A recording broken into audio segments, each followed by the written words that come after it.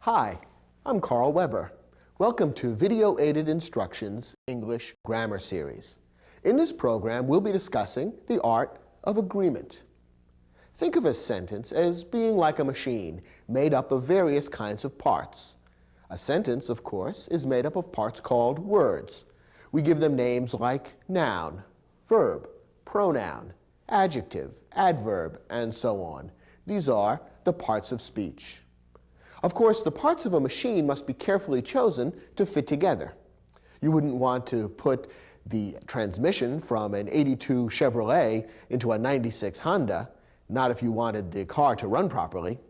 In the same way, the parts that are chosen to fit into a sentence must be carefully selected to work together properly. In grammar, this is known as the principle of agreement.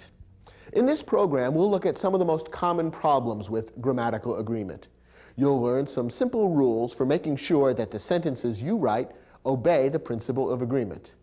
Follow these rules, and the sentences you write will hum like a well-tuned engine. Ready? Let's begin.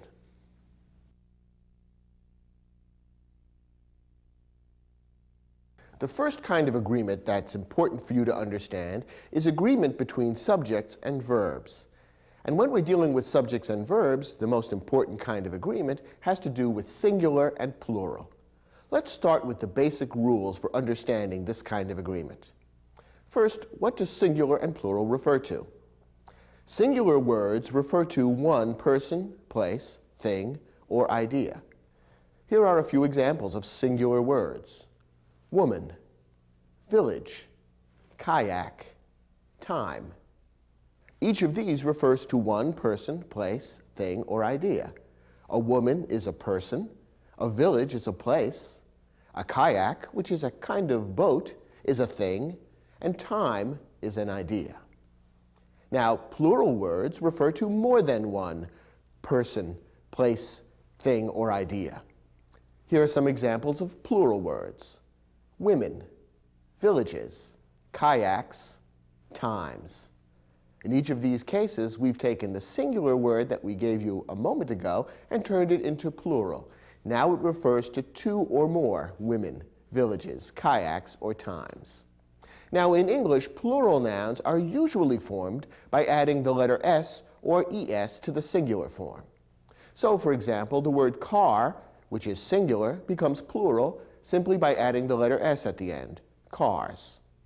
The word box becomes plural by adding ES at the end, boxes. Perhaps you can see that simply adding the letter S at the end would create a word that's rather awkward looking and difficult to pronounce, and that's why words that end in X are generally made plural by adding ES rather than simply S. In other cases, the spelling of the word varies slightly in order to turn the singular into the plural. Take a look at this word. The singular is story. The plural is stories.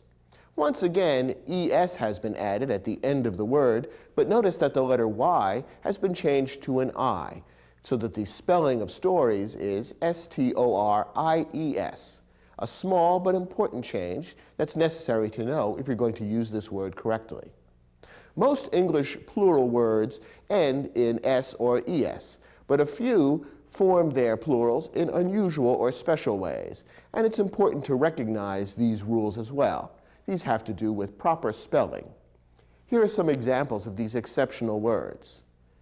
Men, women, and children are three words that are frequently used in English and all form their plurals in unusual ways. The singular of men is man, so you see that the vowel A has been changed into an E to turn the word from singular to plural. Similarly, the singular of women is woman, spelled with an A, and again the vowel has been changed to E to turn singular into plural. The singular of children is child, so here the letters R-E-N have been added at the end. What's the rule or principle that underlies these changes? Well, there really is none. You simply have to remember and apply these rules when you use these words. Take a word like leaf. When we turn this into a plural, not only do we add ES at the end, but we also change the spelling. The F that ends the word leaf turns into a V, and the plural form of leaf is leaves.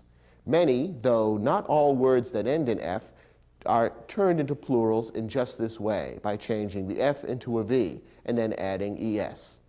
And then there are a few words referring to different kinds of animals which are exactly the same in the singular and the plural. For example, sheep is the singular referring to one kind of animal, and if you had a whole flock of them, you would refer to a flock of sheep. Yes, the word sheep is exactly the same in the singular and the plural. Here's a tip.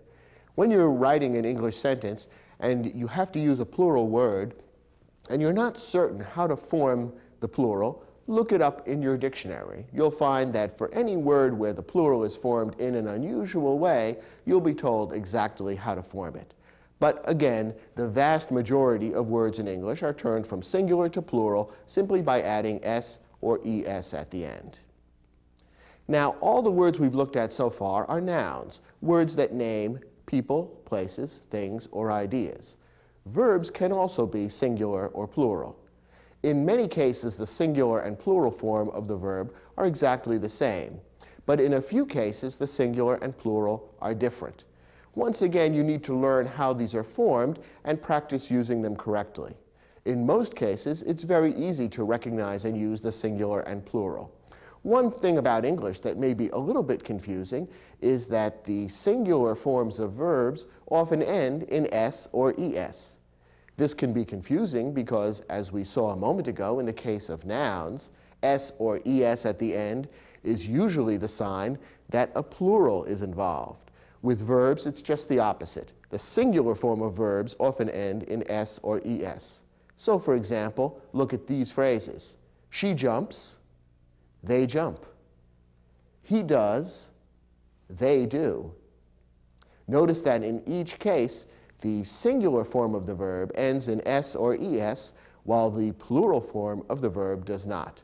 Once again, it's simply a rule you need to learn and understand and apply to English. There's no rhyme or reason behind it. That's just the way it's done in the English language. Now, the basic principle for using singular and plural nouns and verbs properly is quite a simple one. It goes like this. A singular subject must have a singular verb. A plural subject must have a plural verb. Well, this may seem obvious enough. The problem is that in some specific kinds of sentences, applying this rule can get a bit tricky. Let's look at some of these tricky situations next. One of the situations in which subject-verb agreement may be a little tricky is when the subject of the verb is an indefinite pronoun. Now, in this series, we have an entire program devoted to pronouns and how to use them. You'll probably want to view that program in order to improve your background knowledge of pronouns and how to use them. But for our purposes today, you simply need to know that an indefinite pronoun is a word that's used in place of a noun and whose reference is indefinite or uncertain. Indefinite pronouns are words like someone, anyone, all, none, some, most, and so on.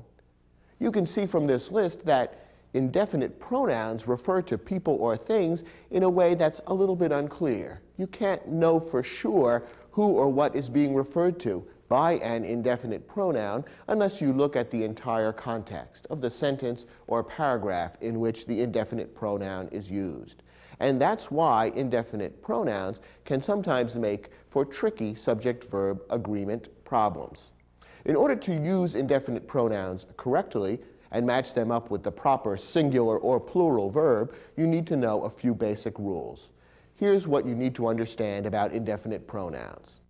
Basically, indefinite pronouns can be broken down into three categories. Some are always singular, some are always plural, and some may be either singular or plural, depending on the context. The following indefinite pronouns are always singular: each, either, one, neither, and all pronouns ending in body or one, such as anybody, somebody, nobody, anyone, no one, and someone. Whenever you use one of these indefinite pronouns as the subject of a verb, always consider the pronoun singular and use a singular verb as well. Now, the following indefinite pronouns are always plural: both, few, many, others, several. Perhaps you can see from this list that these indefinite pronouns always refer to more than one person, place, thing, or idea. That's why they're considered plural grammatically and need to be matched up with a plural verb. Now here comes the tricky bit. There are 5 pronouns which may be either singular or plural, depending on how they're used. We call these the SANAM pronouns, simply because those letters, S, A, N, A, M, are an acronym that reminds us of the 5 pronouns that are involved, because each of those letters is the first letter of one of the indefinite pronouns that fits into this category. The 5 SANAM pronouns are some, any, none, all, and most. These 5 pronouns, the SANAM pronouns, may be either singular or plural, depending on how they're used. Take a look at these 2 sentences. Some of the pie was eaten. Some of the students were late. Now, in both of these sentences, an indefinite pronoun is the subject of the verb. Look at the first sentence. Some of the pie was eaten. The verb here is was eaten. That's a verb phrase that begins with the helping verb was. What's the subject of the verb? Some. Some was eaten. Some of what? Some of the pie. But the pronoun some is the specific word which is the simple subject of the verb. Now, is that pronoun singular or plural? In this case, it's referring to some of the pie, which is a single thing, one piece of the pie. Therefore, we consider the pronoun singular in this sentence, and that's why the singular verb was eaten is correct. However, look at this sentence. Some of the students were late.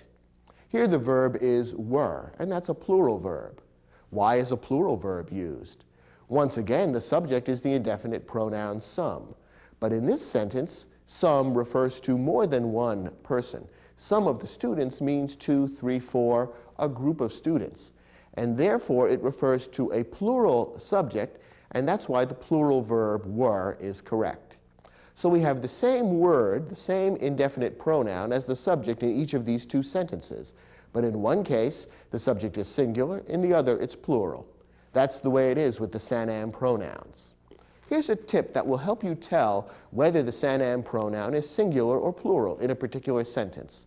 The SANAM pronoun is usually followed by a prepositional phrase. In both of these sentences, the prepositional phrase begins with the preposition of the pie, of the students.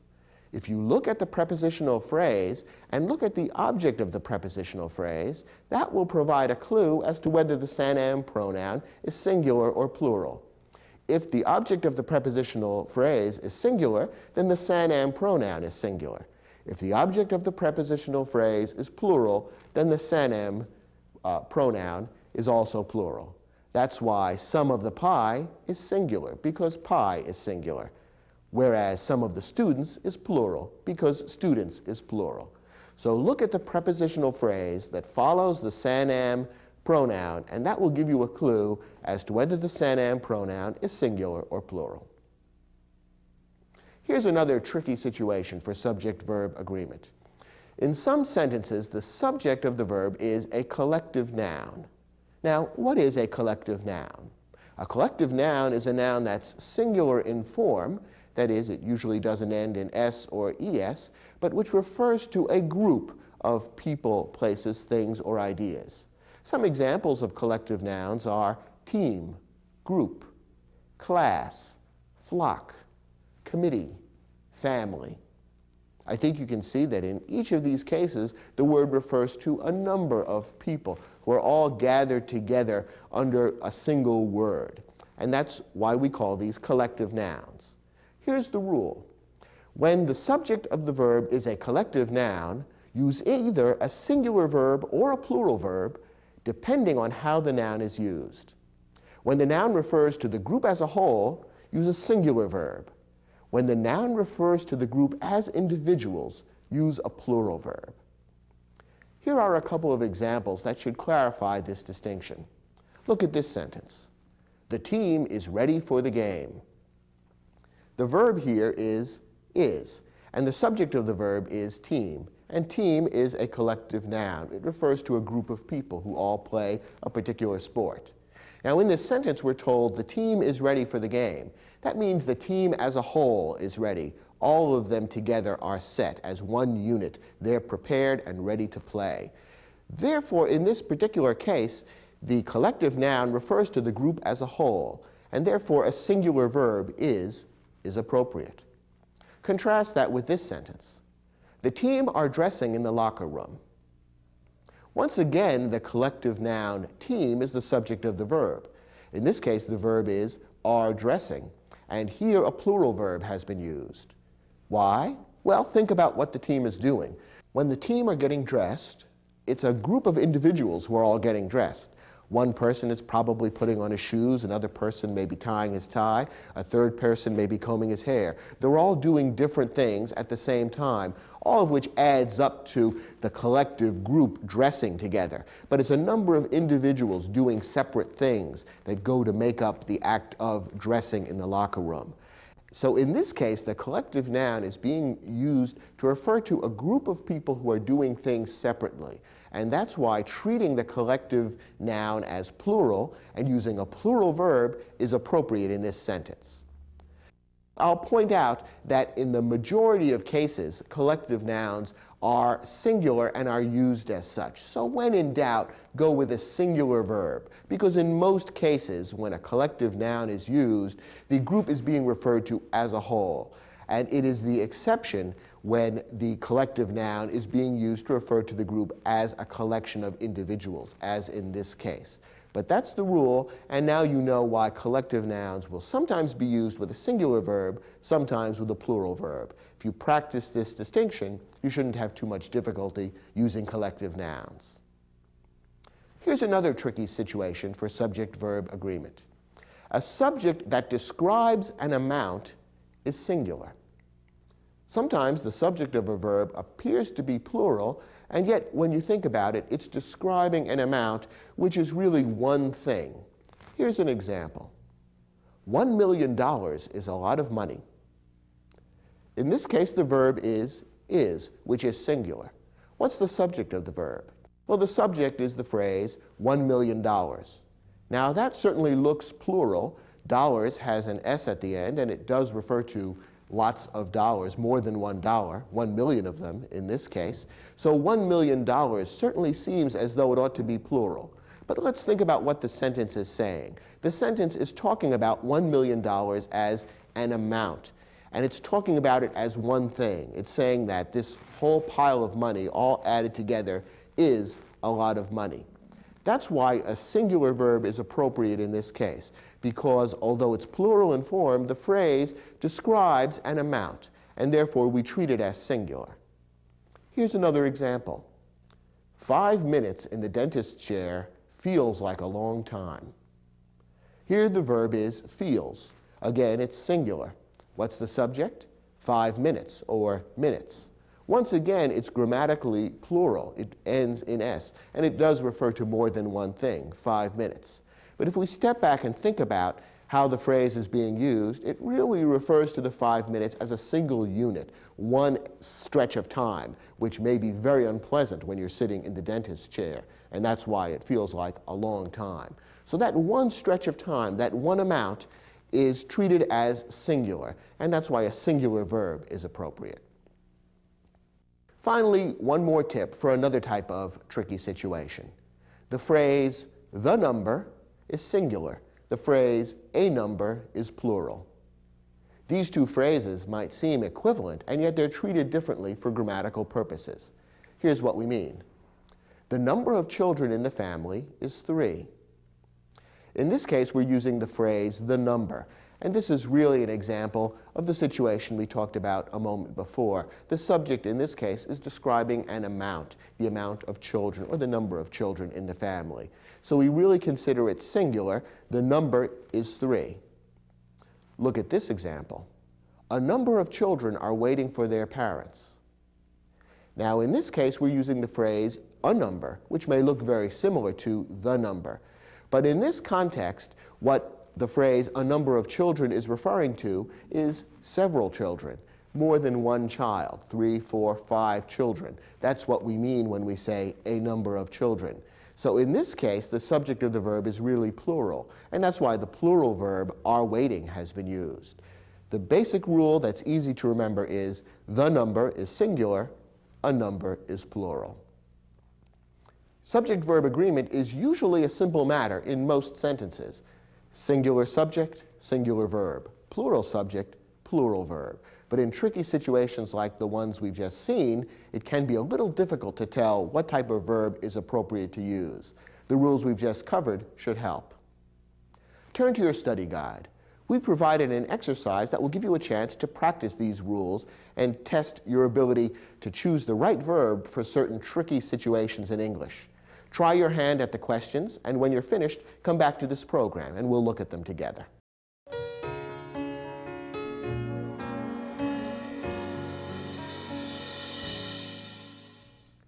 In each of these sentences, a verb was omitted, and your job is to decide which of the two verbs you're given to choose from is correct in the context. In each case, the two verbs that are provided are first singular, then plural. So if you could figure out whether the subject was singular or plural, it would be pretty easy to choose the correct verb. Let's see how well you did. The first example reads, 400 pages seems or seem like an awfully long reading assignment for the holiday weekend. Here the two verbs are singular seems, plural seem. What's the subject, and is it singular or plural? Well, the subject is the amount, 400 pages. It looks plural, and it certainly is plural in form, since pages ends in S, and it does refer to more than one page, in fact, 400 pages. But remember our rule that a subject that describes an amount is normally singular. In this case, the entire amount, 400 pages, that long book, is being treated and considered as a single thing. That whole amount is a long reading assignment. And that's why the singular verb seems would actually be correct. Remember that when the subject is plural in form, but it describes an amount which is treated as one thing, you want a singular verb. And that's why seems would be correct in this sentence. Our next example. Neither of the injured dancers is or are feeling well enough to perform this evening. Here we have a choice between the singular verb is and the plural verb are. Which is correct? Well, the subject is neither. And you might recall that neither is one of the pronouns that's an indefinite pronoun which is always singular. That's one of the pronouns on that list which would always be singular. And in fact, if you think about how the pronoun is being used, you can see that it refers to one person. When we say neither of the dancers, we mean each one of them, one at a time. We're considering that each of them individually is not feeling well enough to perform this evening. Since we're talking about each of the dancers one at a time, it should be considered singular. And the pronoun neither is singular grammatically, and that's why the singular verb is would be correct in this sentence. Our next example. The orchestra has or have recently completed a successful tour of several Asian countries. Now in this sentence, the subject is the collective noun orchestra. The word orchestra is singular in form, but it refers to a large number of people. 80, 90, 100 people go together to make up an orchestra. So it's a collective noun. And remember, a collective noun may be either singular or plural, depending on how it's used. Most often, a collective noun is singular, and that is when the collective noun is being used to refer to the group as a whole, doing one action together. In some exceptional circumstances, the collective noun may be plural if the sentence is describing actions taken by each of the individual members of the collective noun. How is this collective noun being used? Well, we're told that the orchestra completed a successful tour of several Asian countries. Does that describe an action taken separately by all of the individual members of the orchestra? The oboists, the drummers, the fiddle players, the horn players? No, it's describing something that the entire orchestra did together as a unit. Therefore, the collective noun is being used to refer to the group as a unit, and should be considered singular. So we want the singular verb has rather than the plural verb have. The sentence should read, "The orchestra has recently completed a successful tour of several Asian countries." The next sentence, "All of the stonemasons working on the cathedral is or are residents of Harlem." Once again, we have to decide whether the subject is singular or plural. Now, what is the subject of the verb? Is it cathedral, stonemasons, or all? It's actually the pronoun all. The sentence is not saying something that the cathedral is or are, nor is it saying something that the stonemasons is or are. It's saying something that all is or are. And in the next lesson in this program, we'll explain exactly why the pronoun all should be zeroed in on as the subject of the verb. It's a little bit tricky in its own right. But the indefinite pronoun all is the subject of this verb.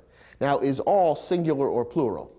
Remember that all is one of the 5 indefinite pronouns that we call the Sanam pronouns. Some, all, none, any, and most.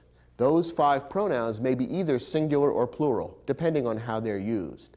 Now, in this case, is the pronoun all referring to one or more than one person?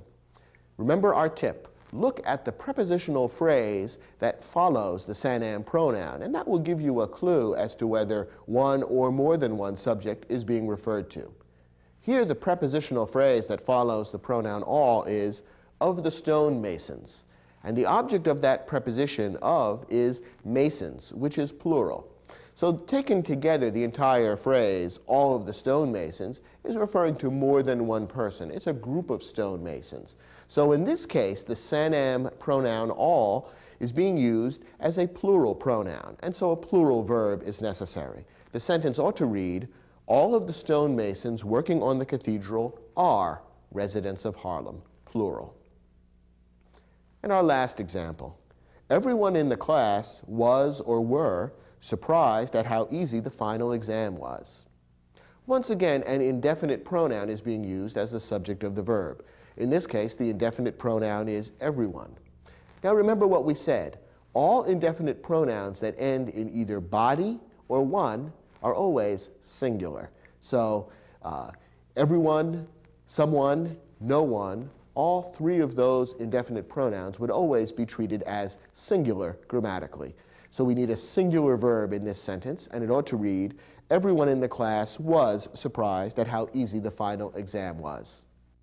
Were you surprised at how easy these questions were? I hope so. Let's move on to our next lesson.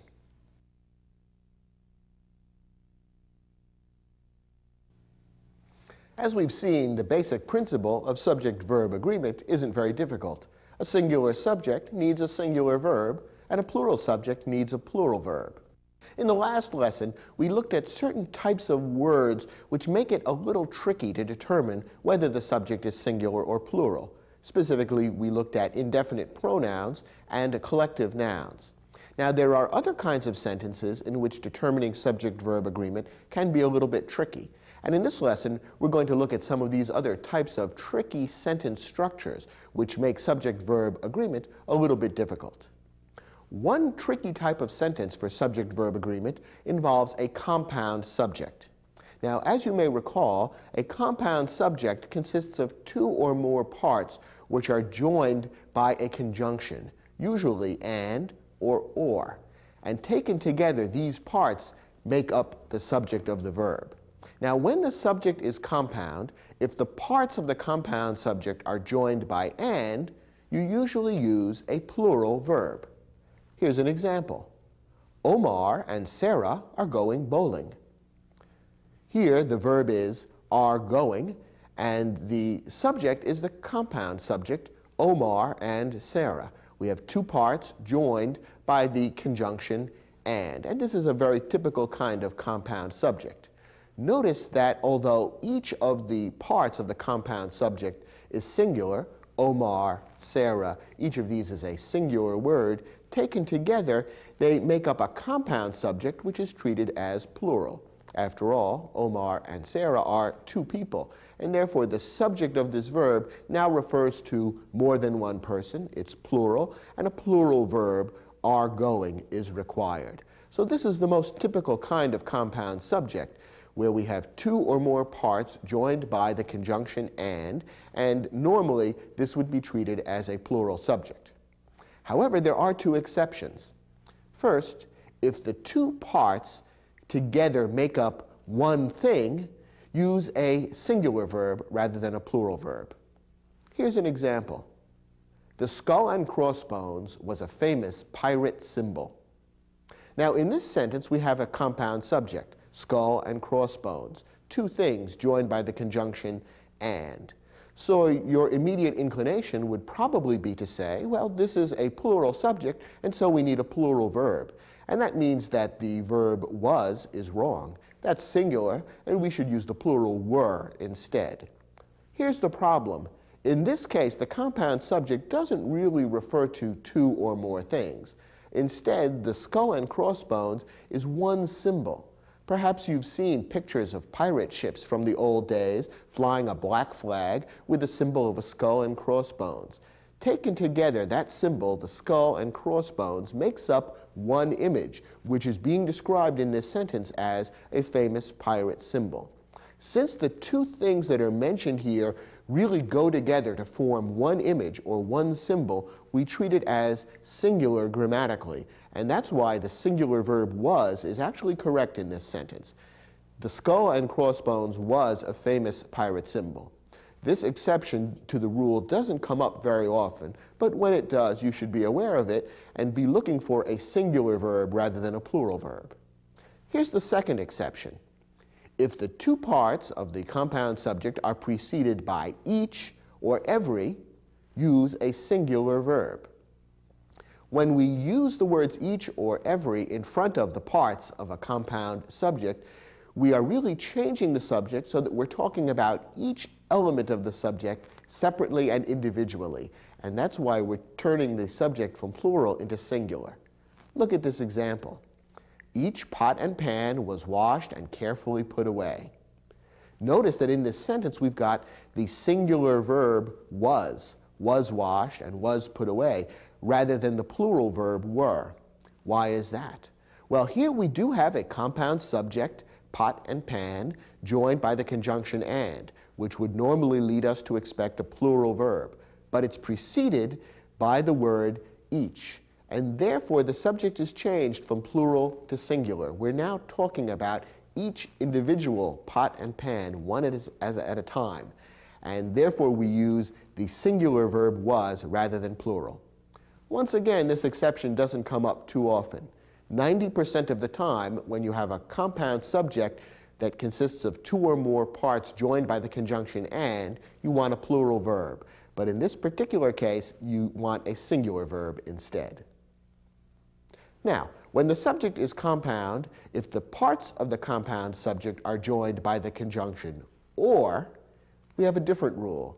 In this case, the verb should match the subject that is closest to the verb. This is a slightly strange and surprising rule, but let's look at a couple of examples and you'll see how it works. Either Andre or his parents have left an umbrella in the closet. Now, here we have a compound subject which consists of two parts, Andre, his parents. Now, notice that one of the parts is singular, Andre, the other is plural, his parents, and they're joined by the conjunction or.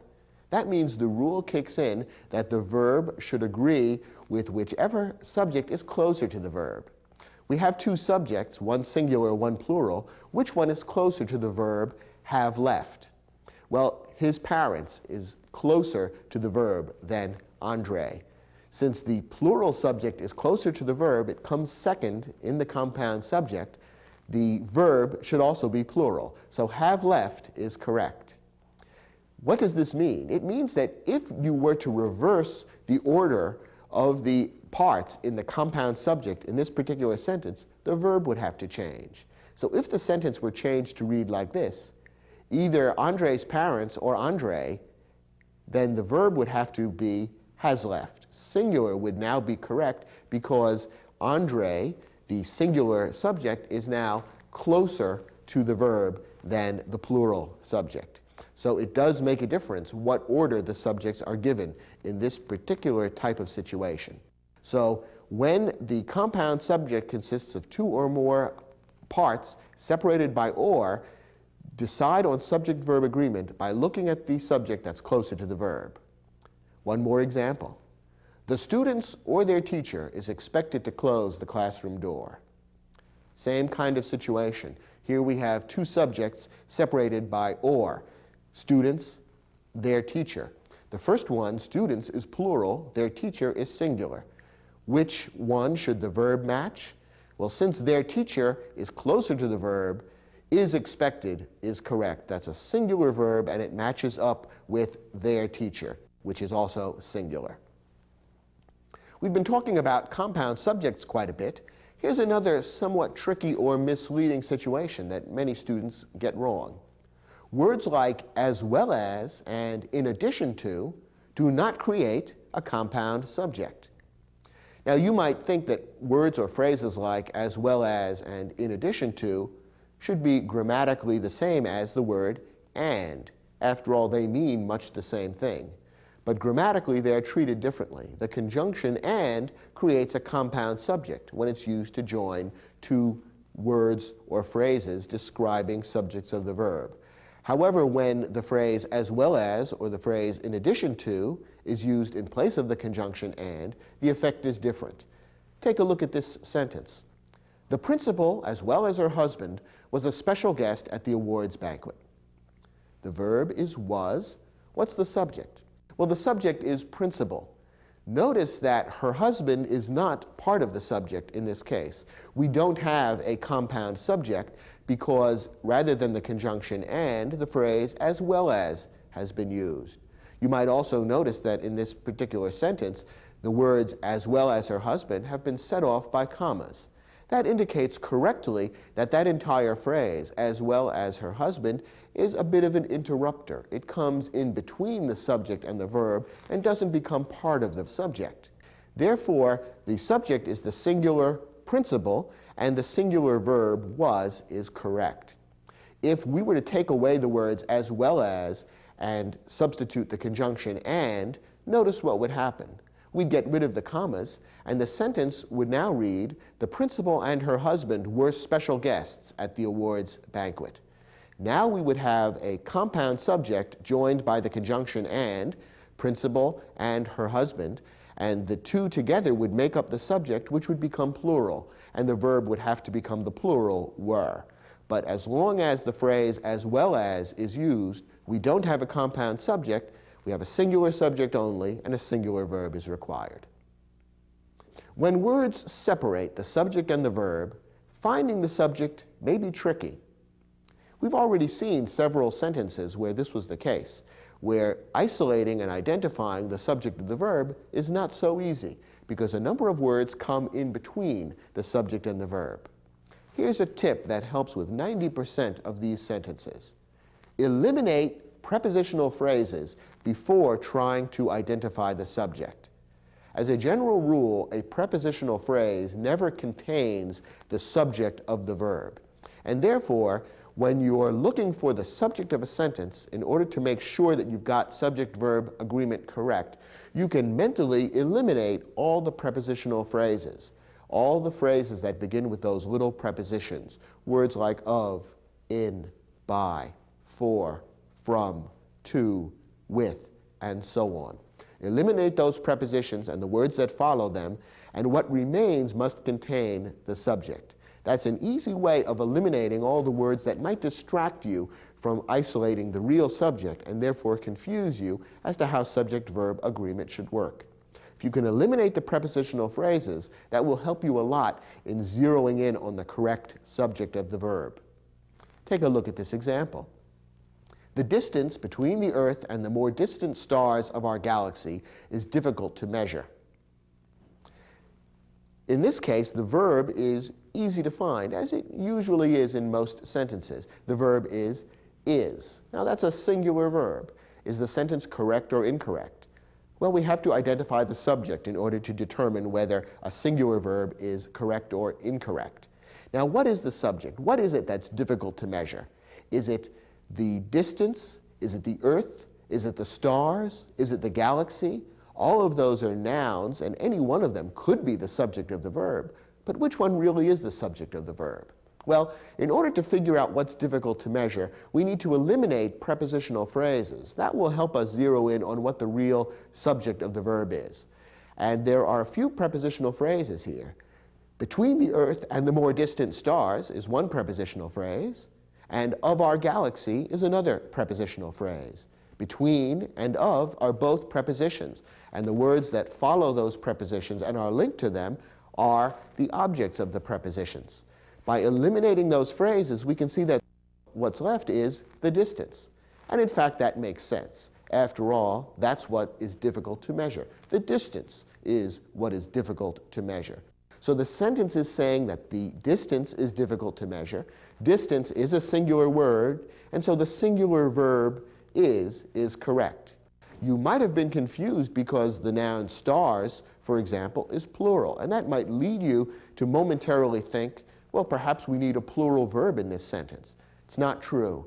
Eliminate the words that come between the subject and the verb, particularly the prepositional phrases, and what remains is the real subject, and that will tell you how subject-verb agreement ought to be handled. In addition, when the subject follows the verb, finding the subject may be tricky. As you've already seen, in the great majority of English sentences, the subject comes before the verb. But occasionally that's not true. And in that case, you need to look after the verb to find the subject and make sure that it agrees with the verb. Here's a tip. In a question or in a sentence beginning with there or here, the subject usually follows the verb. So when you're dealing with a sentence which poses a question or which begins with there or here, look after the verb to find the true subject. Here are a couple of examples. Are the computers ready for installation? Here the verb is the very first word in the sentence, are, and that's often the case with questions. There's a question mark at the end of this sentence, which is certainly a telltale sign that we're dealing with a question here. Since the verb comes first, obviously the subject must come later. Now, what's the subject of the verb are? Well, the subject is the noun computers. Notice that if we were to turn this sentence away from being a question into being a statement, it would read something like, the computers are ready for installation. And then it would be obvious that computers is the subject of the verb are. Since computers is plural, the verb are, which is also plural, is perfectly correct. Because this is a question, we need to look after the verb to find the subject. One more example. There is a good reason for my lateness this morning. In English, many times we speak sentences or write sentences that begin with there is, there are, here is, here are. You might at first glance think that there or here is the subject, but neither of those is a noun, and so therefore they can't really be the subject of the verb. Remember our tip. In sentences that begin with there or here, the verb normally precedes the subject. The subject comes after the verb. In this case, the verb is, and what follows, reason, is actually the subject. Reason is singular, and so the singular verb is correct. Once again, when a sentence begins with there or here, the subject normally follows the verb, so look after the verb to find the subject and make sure it matches with the verb in terms of number, singular or plural. Do you think you've mastered these tricky situations and how to apply subject-verb agreement appropriately in each of these types of sentences? Well, let's test that. We've provided an exercise in your study guide that will test the skills we've just discussed. Try your hand at those questions, and when you're finished, come back to the program, and we'll see how well you did.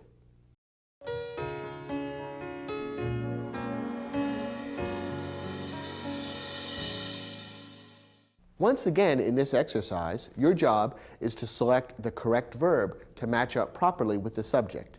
And in some of these sentences, that's a rather tricky matter. Let's see how well you did. First, the governor, having met with her advisors and developed a negotiating strategy for dealing with the angry workers, was or were finally ready to join the bargaining session. Here we have to decide whether to use the singular was or the plural were. And the question is, what's the subject of the verb? Who or what was or were finally ready to join the bargaining session? Well, the subject and the verb in this sentence are separated by a lot of words. One clue in this case is that there's a comma representing a pause surrounding a lengthy phrase here in the middle of the sentence. I'm referring to the words, having met with her advisors and developed a negotiating strategy for dealing with the angry workers. All of those words are giving more information about or modifying the governor. So all of that is a bit of an interruption, an aside. It's something that gives additional information about the governor, but which is not part of the actual subject. The person who was or were finally ready to join the bargaining session was or is the governor. So the word governor is the subject of the verb. Governor is singular, it only refers to one person, and so the singular verb was would be correct. Notice how in order to identify the proper subject in this sentence, you have to ignore all the words that come between the subject and the verb. And don't be distracted by them. You might see, for example, the word workers, which is plural, and think, well, maybe workers, plural verb requires, plural noun requires a plural verb. But that's not the case, because the workers, that's not the subject of the verb. The workers were not finally ready to join the bargaining session. It's the governor who was finally ready. Singular subject, singular verb. Next example. Here in the deepest recesses of the ocean is or are some of the most mysterious creatures on earth. Remember our rule that a sentence beginning with there or here usually has the subject following the verb, and that's the case here as well. The verb is or are, and what follows is what is or are in the deepest recesses of the ocean. What's the subject? The subject is some of the most mysterious creatures on earth. It's that indefinite pronoun some, which is the true subject of the verb is or are. Now, is some singular or plural? Now we kick in with one of our rules from earlier in this program. Remember that some is one of the 5 Sanam pronouns. Some, all, none, any, and most. Each of these 5 indefinite pronouns may be either singular or plural, depending on how the pronoun is used in the sentence. And as a clue, we said, check out the prepositional phrase that follows. That will usually tell you whether the Sanam pronoun is singular or plural. In this case, the Sanam pronoun some is followed by the prepositional phrase, of the most mysterious creatures on earth. Since the pronoun is referring to some of the most mysterious creatures, plural, the pronoun is being used as plural in this case as well. Some, therefore, is plural, and the proper verb to go with that subject would also be plural. So the verb should be are, and the sentence would read, here in the deepest recesses of the ocean are some of the most mysterious creatures on earth. In effect, this sentence tested 2 of your rules. First, that in a sentence beginning with here or there, the subject usually follows the verb. And second, with a Sanam pronoun, you usually need to look at the prepositional phrase that follows the pronoun to determine whether it's singular or plural. Next example. Either the members of the defensive squad or Coach Mayo himself is or are sure to have some explanation for the way the game ended. Now, what's the subject of the verb is or are? In this case, we have a compound subject, 2 items, 2 parts, connected by the conjunction or. Here's where our rule kicks in. Remember that when the parts of a compound subject are joined by the conjunction or, the verb should match the subject that's closer to the verb. Now, in this case, we have 2 parts, the members of the defensive squad, which is plural, and Coach Mayo, which is singular. That refers to just one person. Which of these 2 parts is closer to the verb? The answer is Coach Mayo, which is singular. So we want a singular verb. The sentence ought to read, either the members of the defensive squad or Coach Mayo himself is sure to have some explanation for the way the game ended. If the 2 parts of the subject were to be reversed in order, if Coach Mayo came first and the members of the defensive squad came second, then the verb ought to be plural. But that's not the way the sentence is written, and therefore the singular verb is what we want. Next example. The story of the 400 members of the 29th Cavalry and their heroic exploits on several battlefields is or are truly remarkable. Once again, we have a sentence in which there are a lot of words that separate the verb from the real subject. Remember one of our tips. When you're in doubt as to where the subject of a sentence really is, eliminate all the prepositional phrases, because the subject of the verb will not be found in the prepositional phrase. This sentence has quite a few prepositional phrases. Look at them with me. Of the 400 members. That's a prepositional phrase beginning with the preposition of. Of the 29th Cavalry and their heroic exploits. Again, a prepositional phrase beginning with the preposition of. On several battlefields. Another prepositional phrase beginning with the preposition on. None of these phrases contains the subject of the verb. The real subject of the verb is in what remains, the story. What is truly remarkable? It's the story that's truly remarkable. That's singular, and so the singular verb is correct. It would be easy to get subject-verb agreement wrong in this sentence because there are so many plural nouns here. Members, exploits, battlefields. You have all those plural nouns ringing in your ears when you come to the verb is or are, and it's easy to select are, thinking, well, I've got a plural subject here. But remember, eliminate the prepositional phrases because they don't contain the subject. The real subject is story. It's the story that's remarkable, and therefore the singular verb is correct. Our last example. The elementary school cafeteria offers 12 kinds of sandwiches, yet peanut butter and jelly remain the most popular of all. Here we have a compound subject, peanut butter and jelly, and the two parts of the compound subject are joined by the conjunction and.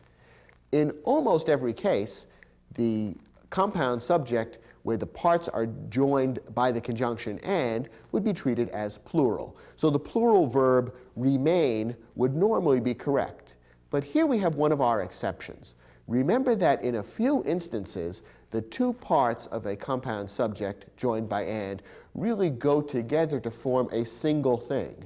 We saw the example of the skull and crossbones, which formed a single symbol. In this case, we have another example of a compound subject which really amounts to a single thing. Peanut butter and jelly is one kind of sandwich, one recipe, if you will. It's a single dish rather than two separate things. So what's being described here is really one sandwich, and therefore the compound subject, peanut butter and jelly, should really be treated as singular, because peanut butter and jelly is actually one thing for the purposes of this sentence. So in this somewhat tricky example, the singular verb remains would be correct, and the sentence should read, the elementary school cafeteria offers 12 kinds of sandwiches, yet peanut butter and jelly remains the most popular of all. Did you get all 5 of these sentences correct? If so, you've really mastered these tricky rules about subject-verb agreement. Good job.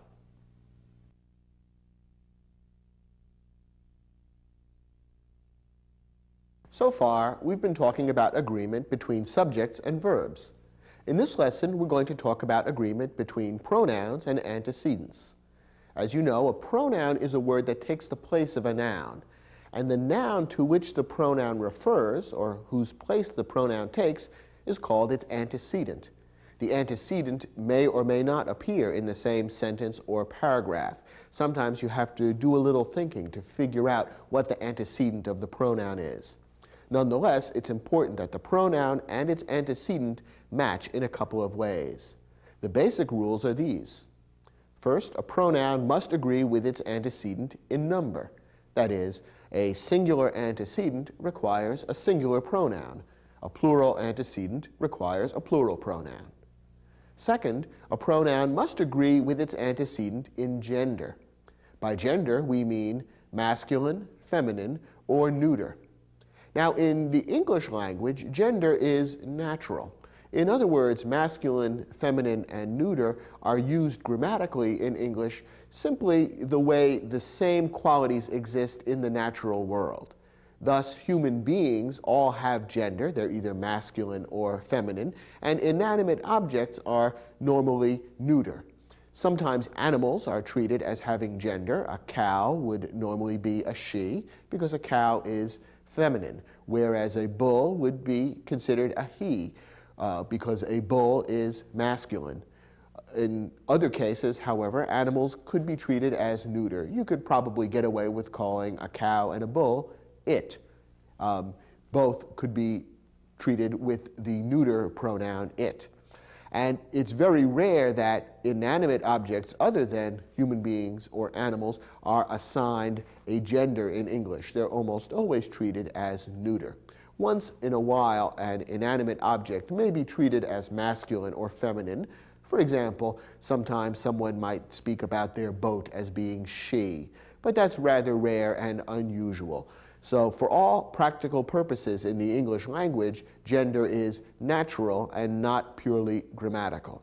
Of course, this is different from some other languages that you may know, where it's necessary to memorize the gender of long lists of nouns. The sun, the moon, the stars, all of these are assigned masculine or feminine attributes grammatically. That's not the case in English. All of those inanimate objects would simply be referred to as it, using the neuter pronoun.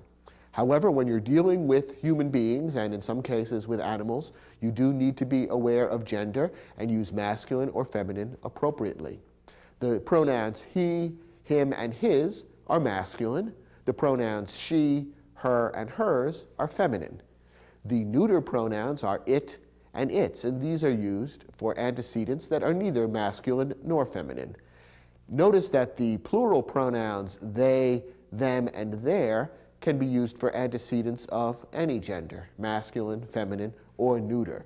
So once you move from singular to plural, everything becomes very simple. You don't have to worry about gender anymore. Again, these basic rules are quite simple, and in most sentences you won't run into any difficulty in following them and making sure that the pronouns and antecedents match both in number and in gender.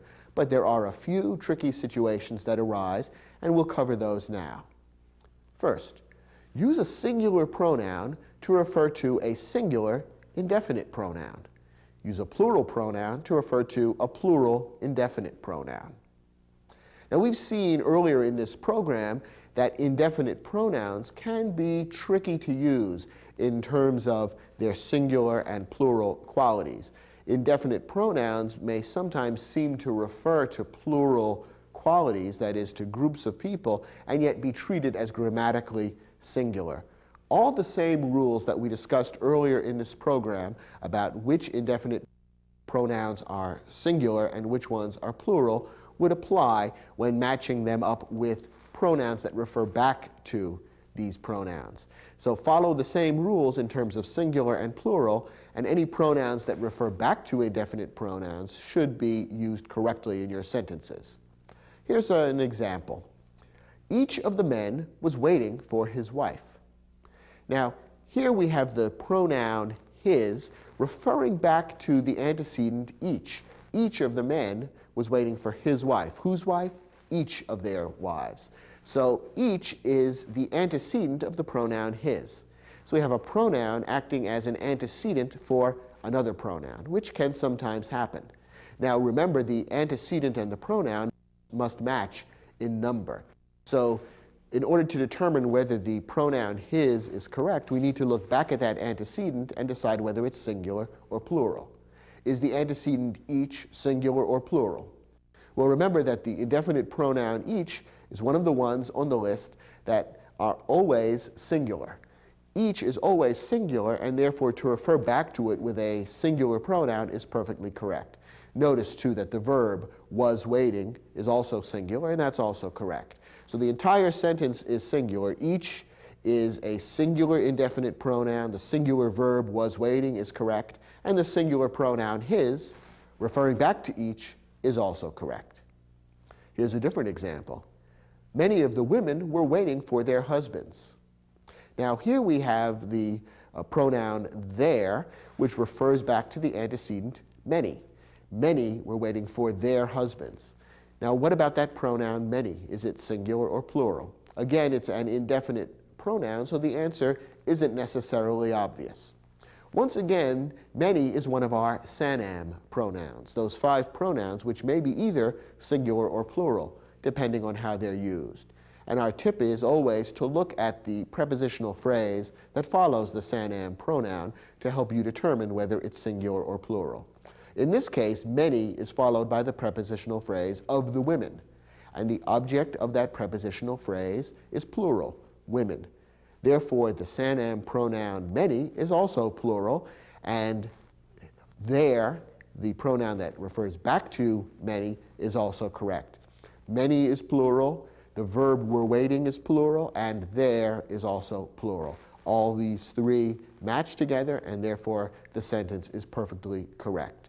So when you're using a pronoun that refers back to an indefinite pronoun, use the rules we've already talked about to determine whether that indefinite pronoun is singular or plural, and choose the next pronoun appropriately to match.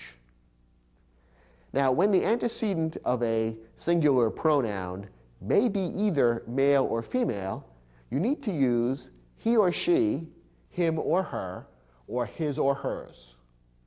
Remember, we saw that with singular pronouns, gender is an issue, masculine and feminine. With plural pronouns, it's not an issue, because in English, there are no masculine and feminine genders for plural pronouns. So when you're setting up a singular pronoun, you need to know whether the antecedent is male or female. In most cases, this isn't difficult. You're either talking about a man or a woman. But sometimes the antecedent may be of uncertain gender, and I don't just mean someone who looks strange walking down the street. What I'm talking about is a sentence like this one. Everyone should bring his or her notebook to class. Now here we have the phrase his or her. Both masculine and feminine pronouns are being used here, and that's correct for a specific reason. What is the antecedent of his or her? What does his or her refer to? Well, it refers back to the indefinite pronoun everyone. And when you think about what's being said in this sentence, we can't really tell whether everyone refers to a male or a female. Now, this might be false in a specific circumstance. For instance, suppose this happened to be a class made up of nothing but men. Perhaps it's a class on how to be a better father, in which case we would know that everyone in the class is a male, and we could assume then that everyone refers only to males. And we would write the sentence differently. We could say, everyone should bring his notebook to class. On the other hand, it could be a class made up only of women. It could be a class in auto repair for women. If everyone in the class were female, then the sentence could correctly read, everyone should bring her notebook to class. However, most classes nowadays include both men and women. And so the indefinite pronoun everyone needs to be considered in this case as possibly either masculine or feminine. Under these circumstances, the correct way to set up the sentence is by using the phrase his or her. And that's what we've done in this sentence. Everyone should bring his or her notebook to class. That way, no matter whether the individual student is male or female, the correct pronoun would have been used. Now, this sentence is an interesting example of how language reflects social changes. At one time, the rule for this kind of sentence was different. The rule at one time, a number of years ago, was that in English, you would use the masculine pronoun in a sentence like this. The idea seemed to be that girls were invisible.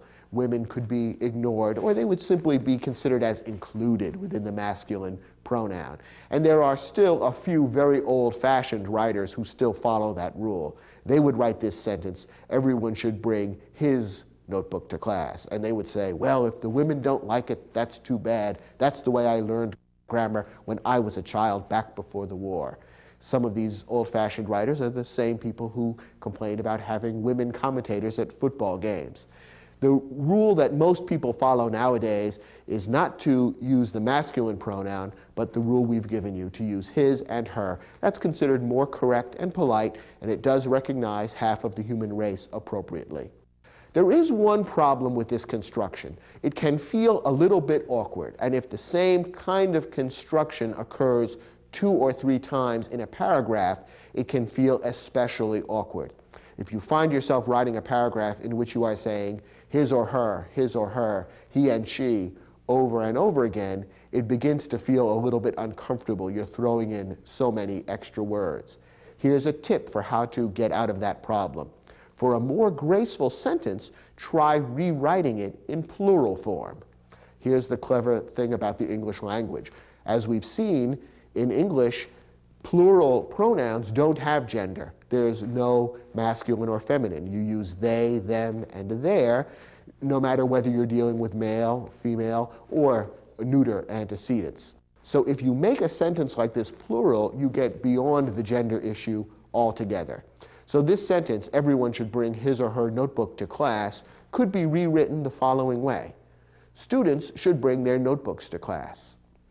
Now we've used the plural pronoun their to refer back to the antecedent students, and their is neither masculine nor feminine. It includes males, females, what have you. And so this gets around the question of gender and makes for a shorter, more concise, and a little more graceful sentence. So if you find yourself writing a number of sentences with his or her, he or she, over and over again, and it is beginning to feel awkward, stop and look at the sentence and see whether you couldn't say the same thing using a plural structure instead. That's an easy way to get around the gender issue without offending half of the human race. And it's a clever trick that skilled writers often use. Now that you've learned a few basic tips about how to master pronoun and antecedent agreement, turn to your study guide and try the exercise, which will test those skills. When you're finished, come back to this program and we'll take a look at those questions together.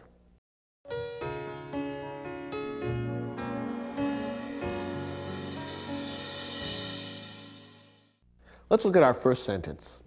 According to the police officer's testimony, someone was seen entering the bank just before the robbery carrying a red pocketbook under her or their arm. All right, we have two pronouns to choose from here. One of them is singular and feminine, her. The other is plural, their. And of course, the plural pronoun doesn't have a gender because that's the way plural pronouns are in English. So we have to decide whether to choose a singular or a plural pronoun. Notice, by the way, that a feminine pronoun, her, has been given rather than a masculine pronoun, his. Why is that? Well, the person is described as carrying a red pocketbook. So I guess the assumption is that this person is a female, because in our society, more females carry red pocketbooks than do men. So this appears to be a female that we're talking about, and that's why the feminine pronoun her has been used. Now, should a singular or a plural pronoun be used? What is the antecedent of the pronoun? That's always the rule in determining what the proper pronoun would be. What does the pronoun refer to?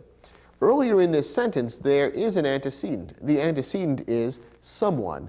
It is someone who is carrying the red pocketbook under her or their arm. Now, someone is an indefinite pronoun, and if you remember our rule, indefinite pronouns ending in one and body are always singular. So someone is singular, and therefore the singular pronoun her is correct rather than their. Notice, by the way, that some writers would incorrectly use the pronoun their in this sentence, a plural pronoun, even though the antecedent is clearly singular, someone. Why do some writers use this? They use it as a way of getting around the gender issue, having to choose a masculine or a feminine pronoun. However, that's not an appropriate way to get around the gender issue by creating a mistake in terms of number. Someone is singular, and therefore you have to use a singular pronoun. As we saw in the lesson, if you're uncertain of the gender that is being referred to, you can use his or her, he or she, him or her. That would be the correct way of dealing with the gender issue. It's not correct to switch over to a plural pronoun unless you recast the entire sentence to make the antecedent plural as well. If the antecedent is singular, you have to choose a singular pronoun in this case, and that's why her is correct. Next example. Both of the skydivers had brought his or their own parachutes and safety gear in preparation for tomorrow's jump. His or their are the two pronouns we have to choose from. Again, one is singular and one is plural. Which is correct? Well, to answer that, we need to decide what's the antecedent of the pronoun. And the antecedent is the pronoun both. Again, it's an indefinite pronoun, and if you recall your rules, you'll remember that both as a pronoun is always plural in meaning. Therefore, the second pronoun in this sentence should also be plural to match its antecedent. The correct word here is their, and the sentence should read, both of the skydivers had brought their own parachutes and safety gear in preparation for tomorrow's jump. The sentence is plural all the way through. Next example. Anyone who wants to attend next Saturday's dance at the Rotary Club can pick up his or her or their ticket at the information booth on Vincy Street. Once again, we have a singular or plural issue. We've been offered two choices of pronouns, his or her, which is singular, or their, which is plural. Which is correct? You might be tempted to choose their because in a general way, the meaning of the sentence seems to be referring to more than one person. People who want to go to the dance at the Rotary Club would probably be more than one person. We're probably, in a general way, talking about a group of people. So your inclination might be to say, well, this is plural, and so the plural pronoun there is correct. But that's not how grammar works. Rather than going vaguely by the meaning of the sentence, you have to look for the actual antecedent. And the antecedent, that is the word to which the pronoun refers, is anyone. And remember our rule, those indefinite pronouns that end in body and one are always grammatically singular. Even in sentences like this, where they seem to refer to more than one person, grammatically we treat them as singular, and therefore the pronoun referring back to them should also be singular. Therefore we choose the singular pronoun his or her in this case. We need to use his or her because the gender of the person picking up the ticket is not known. Could be male, could be female, so his or her is the correct way of handling this situation. Our next example. No one knows whether any of the churches or synagogues in town will provide space in its or their buildings for a homeless shelter. Okay, again we have a choice between singular and plural pronouns. Which is correct? To answer that, once again we have to find the antecedent. Which word earlier in the sentence is being referred to by its or their?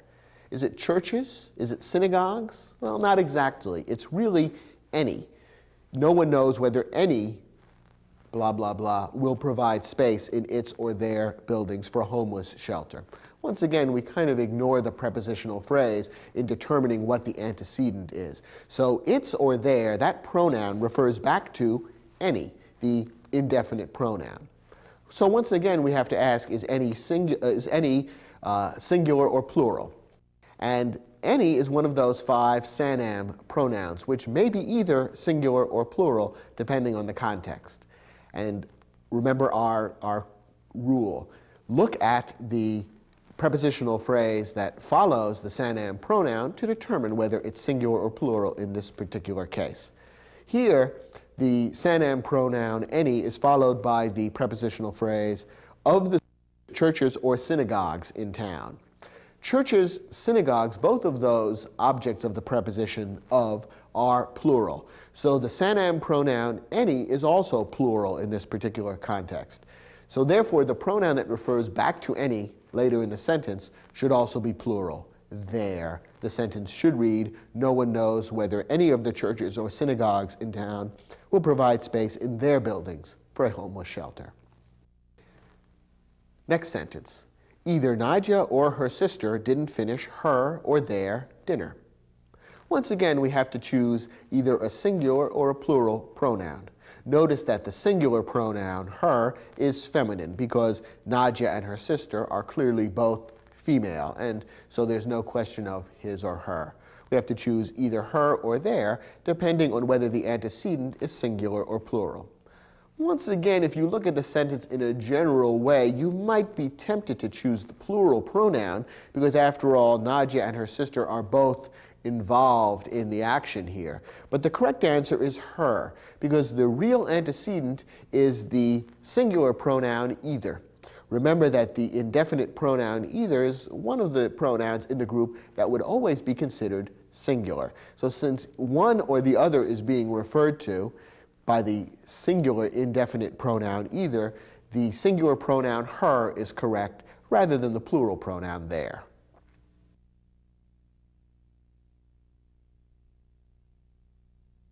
Well, so much for the art of agreement. Although people who are mastering English often make mistakes with subject-verb agreement and pronoun-antecedent agreement, I think you can see that actually agreement isn't very difficult to master. It's basically a matter of, first, learning some rules about what kinds of words are singular and what kinds of words are plural, and then second, knowing where to look. It's a little bit like being an auto mechanic. Picking the correct spark plugs for a particular engine isn't that difficult. You just need to know where to look in the manual to find the specifications that will apply to a particular car. In the same way, once you learn how to look at the sentence and find the subject or find the antecedent, then picking the correct verb or pronoun isn't terribly difficult. Keep practicing these skills, and I'm sure you'll find that they will come more and more naturally to you as time passes. Thanks for watching, and I'll look forward to speaking with you again on other programs in this grammar series.